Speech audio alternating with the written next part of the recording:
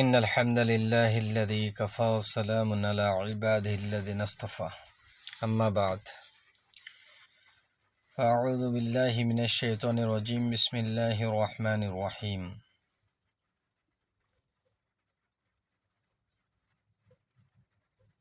إنما يعمر مساجد الله من آمن بالله واليوم الآخر أقيموا الصلاة وآتوا الزكاة صدق الله العظيم وقال الله تعالى كلامه المجيد والفرقانه الحميد إن الصلاة تنهى عن الفحشاء والمنكر صدق الله العظيم عن أبي هريرة رضي الله تعالى عنه قال رسول الله صلى الله عليه وسلم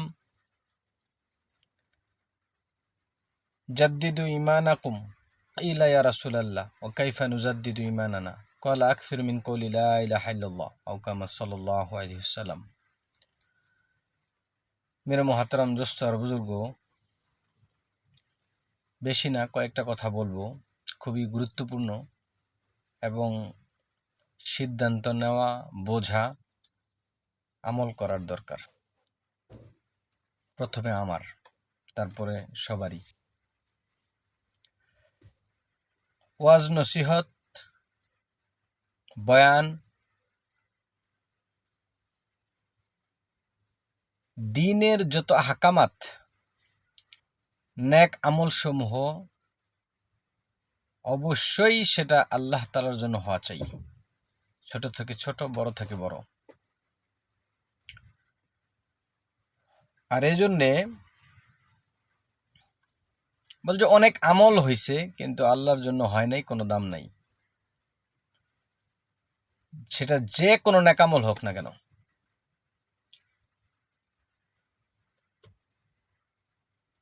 এই জন্য মানুষ ধোঁকা খায়, সাধারণ মানুষ আসলে ধোঁকা খায় ম্যাক্সিমাম শুধু এলেম না থাকার কারণে। আর নামদারি কিছু আলেমরা সাধারণ মানুষকে ধোঁকা দেয় আমি আলেম বলে।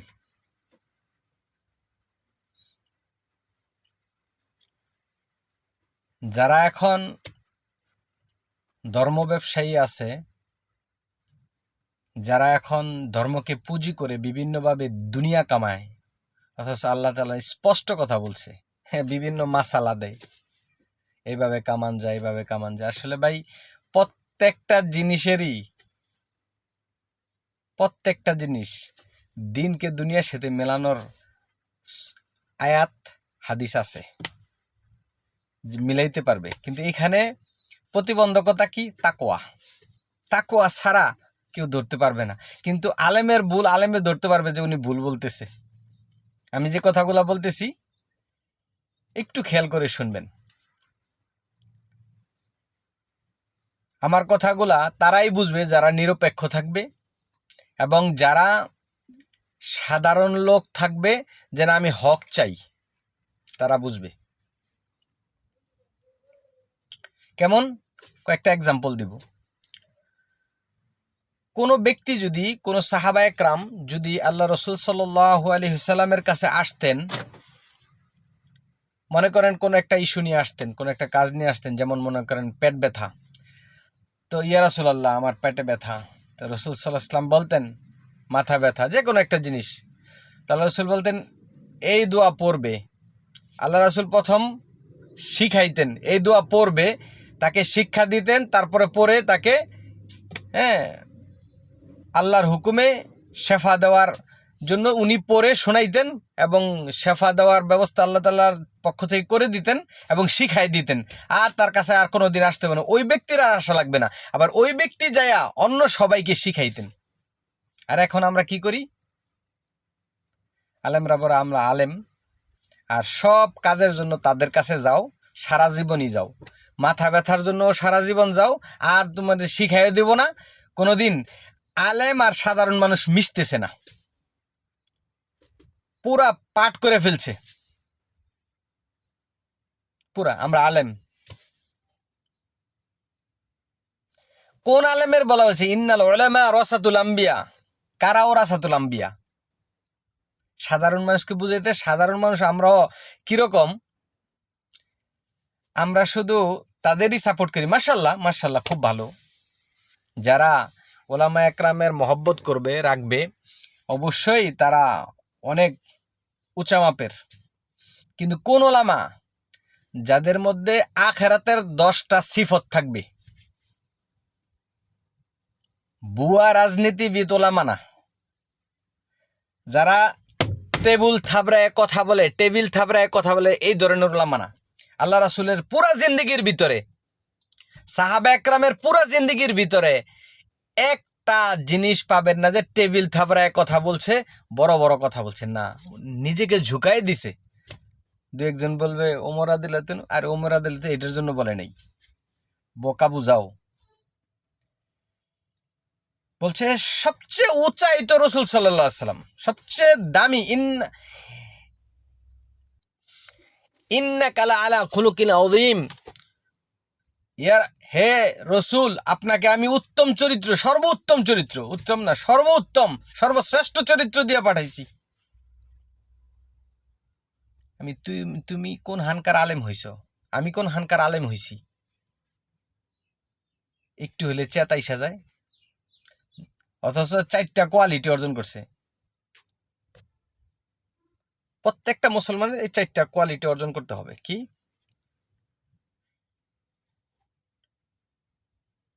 ইল্লাল্লাযীনা আমানু, প্রথম তো ঈমান লাগবে।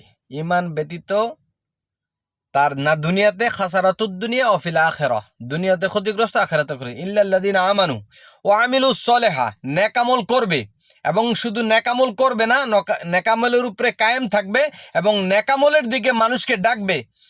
আমিলুস সলিহা ওয়া তাওয়াসাউ বিল হক, হকের কথা বলবে, হকের উপরে চলবে এবং হকের দাওয়াত দিবে। ওয়া তাওয়াসাউ বিস সবর,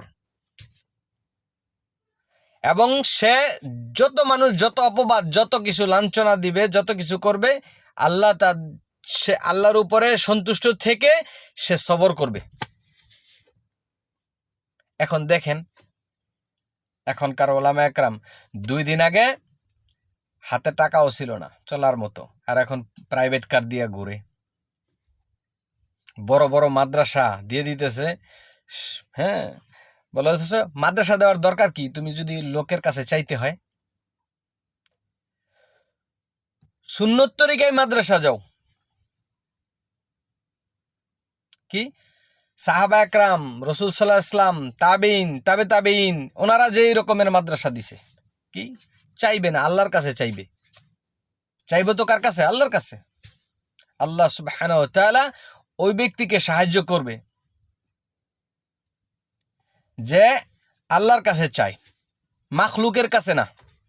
মাখলুকের কাছে চাওয়ার নাম ভিক্ষা, কারো কাছে চাওয়ার নাম ভিক্ষা, আর আল্লাহ তাআলার কাছে চাওয়ার নাম দোয়া। আর দোয়া মুখিল ইবাদাহ, দোয়া হলো ইবাদতের মধ্যে একটা মগজ, সর্বোত্তম ইবাদত। এই জন্য কথা বেশি বলবো না। এই কথা বলার পরে অনেকের কাছেই খারাপ লাগবে, ঠিক আছে? হক কথা বললে খারাপ লাগেই, স্বাভাবিক, এটা সত্য। তবে যে বুঝার সে বুঝবে, যারা নিরপেক্ষতা বুঝে। হ্যাঁ, এই জন্য বুঝবেন, দিনদার লোক বুঝতে পারবেন যখন চলাফেরা করবেন, আর কিছু এলেম থাকবো তখন বুঝতে পারবেন। হ্যাঁ, আর বিনিময়ে ইত্তাবিউ মাল্লা ইয়াসআলুকুম আজরা ওয়া হুম মুহতাদুন, আল্লাহ তাআলা বলেন কোরআনে পাকের মধ্যে, সূরা ইয়াসিনের মধ্যে আল্লাহ তাআলা বলেন যে কি, তোমরা তাদের অনুসরণ করো না। বলছে যারা বিনিময় নেয়, কোনো ধরনের বিনিময় চলবে না। জায়েজ না জায়েজ, জায়েজ না জায়েজ তো পরের বিষয়। জায়েজ না জায়েজ কে দিছে আপনাকে? কে বলছে? জায়েজ না জায়েজ পরে, আল্লাহ যেটা বলছে সেটা মানেন, হাদিসে যেটা বলছে।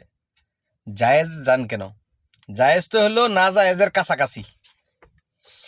জায়েজ মানবে, জায়েজ মানতে গেলেই পিছলায় পড়বে, পিচ্ছিল খেয়ে পড়বে না জায়েজের মধ্যে। আর যখন তাকওয়া মানবে, তখন কোনোদিন সে দিন থেকে সরবে না, আল্লাহ থেকে সরবে না, তাকওয়া থেকে সরবে না।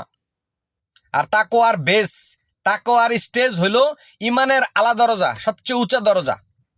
এই জন্যই ইমানি মেহনত, দাওয়াতে তবলিগের মেহনতের উদ্দেশ্য হলো ইমান, ইমান বিল গায়েব, তাকওয়া ইখতিয়ার হয়। এই জন্য আল্লাহ তাআলা আমাদেরকে আমল করা, বুঝা এবং মানার তৌফিক দান করুন। এই জন্য ধোকা খায়েন না ভাইয়েরা। হ্যাঁ, সবাই চেষ্টা করবেন যে হক কথা পড়াশোনা করা চাই। তালাবুল ইলমি ফারিদাতুন আলা কুল্লি মুসলিম, প্রত্যেক মুসলমান নরনারীর জন্য এতটুকু ইলম শিক্ষা করা ফরজে আইন, যে হালালকে হালাল মাইনা হজরতে মুহাম্মদ মুস্তফা আহমদ মুস্তফা সরদারে দো আলম সাল্লাল্লাহু আলাইহি ওয়াসাল্লামের তরিকার উপর আল্লাহর হুকুম মানতে পারে, এই পরিমাণে ইলম শিক্ষা করা। 24 ঘন্টা জিন্দিগির ভিতরে এই পরিমাণে ইলম শিখবো যে 24 ঘন্টা জিন্দিগিতে ইসলামের উপরে চলতে পারি, আল্লাহ তাআলার হুকুমসমূহ মুহাম্মদ সাল্লাল্লাহু তরিকায় পুরা করতে পারি। এতটুকু ইলম শিক্ষা করা প্রত্যেক মুসলমানের জন্য জরুরি। আর তারাই এই পরিমাণে আলেম হবেন।